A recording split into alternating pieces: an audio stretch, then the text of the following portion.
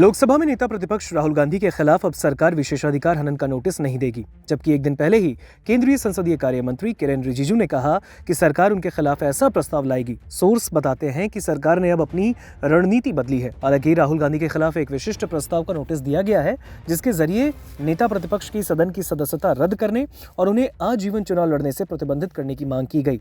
यह प्रस्ताव भारतीय जनता पार्टी के सांसद जो गोड्डा से आते हैं निशिकांत दुबे, उन्होंने गुरुवार को दिया। निशिकांत दुबे ने कहा कि उन्होंने कांग्रेस नेता राहुल गांधी के खिलाफ विशिष्ट प्रस्ताव लाने के लिए एक नोटिस दिया ताकि उनकी सदस्यता रद्द हो सके और उन्हें आजीवन चुनाव लड़ने से प्रतिबंधित किया जा सके।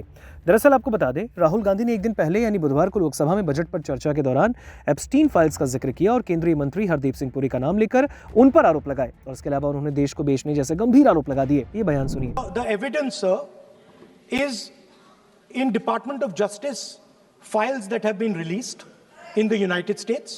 Hardeep Puri's name is in it. ऐसा नहीं बनेगा Rahul ji. Sir, the evidence is आपने that government of India has refused to serve some. Mr. Rahul, you have made it promise. Mr. Rahul, you have made it promise to the chair. I will not mention the name of minister. Let me speak, sir. जब एक बार आपने कहा मैं नाम नहीं लूंगा, नाम नहीं लिया सर। उसके बाद नहीं फिर ले रहे हैं। नहीं लिया सर। नहीं, ये नहीं लिया। अपोजिशन का तरीका नहीं है। आपने शुरू में कहा कि मैंने व्यवस्था दी, मैंने पीठ से व्यवस्था दी और आप इसके बाद कह रहे हैं।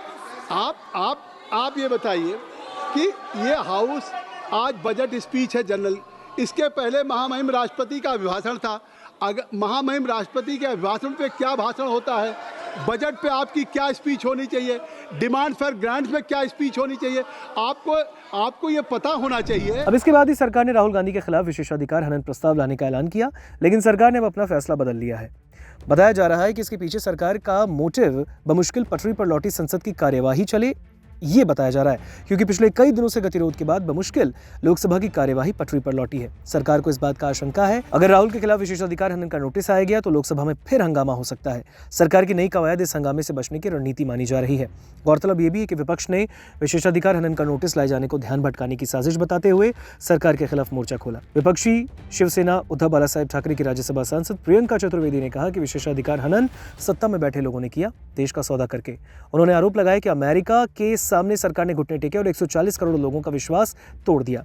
दूसरी ओर निशिकांत दुबे ने साफ किया और कहा कि उन्होंने कोई विशेषाधिकार हनन का नोटिस नहीं दिया। उन्होंने कहा कि मैंने एक विशिष्ट प्रस्ताव लाने के लिए नोटिस दिया है। विशिष्ट प्रस्ताव का नोटिस स्वतंत्र होता है, जिसे सदन की मंजूरी के लिए प्रस्तुत किया जाता है और जिसे किसी फैसले या राय को दर्शाने के लिए तैयार किया जाता है।